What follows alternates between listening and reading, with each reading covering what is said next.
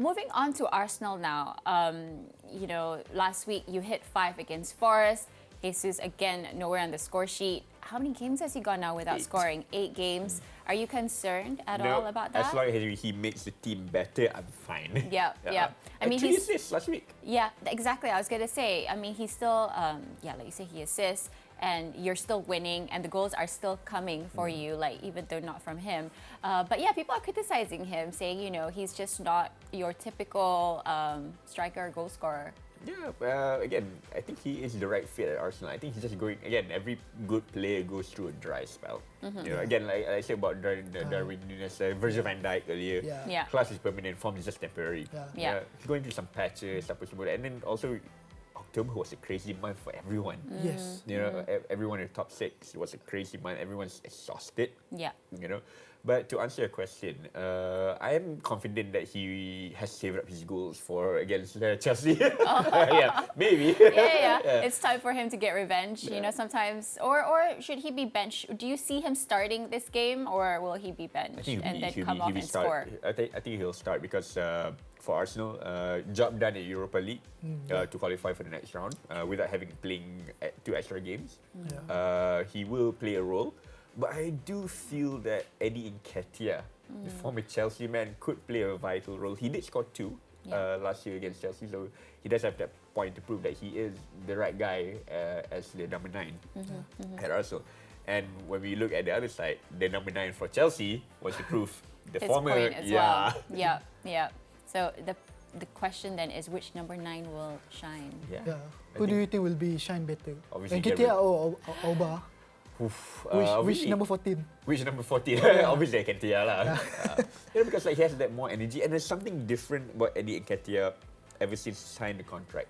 Pre-season up until now, there's something different. His physicality is like Mitrovic-esque, I would say. I think he just needs a run of games to prove a point. I think it's going to be hard to predict this one because of Graham Potter and his unpredictability, right? Like, you don't know which squad is going to turn up. But just having seen his last couple of games, where do you think this game will be won, this match, this London derby? I think it'll be in the midfield. You got Chelsea, they're quite a bit of unsettled midfield. Obviously, Jorginho is there, and Kai Havertz, Mason Mount are there. But have they really gelled over the last maybe 10 games? If you look at Arsenal, Xhaka's having a renaissance. He's having a renaissance. Odegaard, what a player! Always passes forward. Thomas Partey. I love how you're so lively now when we talk about Arsenal, guys. No, go on. Sorry. So again, top 4 is the ambition. It's not winning the title for now. Come on. So modest. It's been a long time. It's top 4.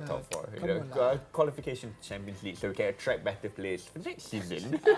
We want to see someone else with the title, okay? Besides Man City, so hopefully you guys can do it this season. I mean, it is Pep's protege, right? At the end of the day, Mikel Arteta. So yeah, let's now hear from the man himself. This is Mikel Arteta ahead of the London derby. With Gabriel Jesus, he's getting the positions, he's coming deeper, he's trying, we can all see that. He just needs that bit of luck, something goes in off his backside, the keeper gets the hand. That's what he needs. At the drinks break, you have a chat with him. What was going through your mind when you speak to him? And what's your overall assessment of where he is with all of this? That's going to change, He's getting the situation, he's getting the chances, he's contributing to the team an awful lot. He's helping to win matches. The way he competes to every ball, to every single action is incredible, and that will come. And he needs to be patient. He's been through that in the past, and he needs to learn those lessons and don't stop doing the other things that he's doing so well, because that's going to maintain the level of him and the team. Chelsea this Sunday, first meeting with your former captain. The decision to part ways with Aubameyang, fair to say it benefited both parties?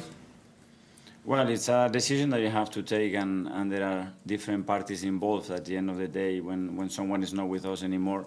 And being a player and having the role that he's had at the club and how important he was, you always wish everybody the best. And when someone makes that decision to go somewhere else, they need to enjoy the profession, and he seems to be happy. We saw Chelsea's performance yesterday in the Champions League. Domestically in the league, what type of reaction do you expect for them after their massive defeat at Brighton?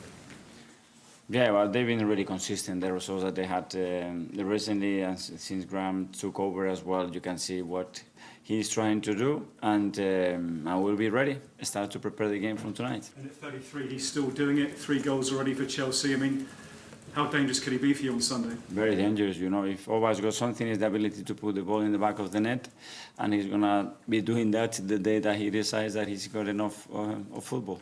And just finally, you won at Chelsea the last 2 seasons. What's the key to winning at Stamford Bridge?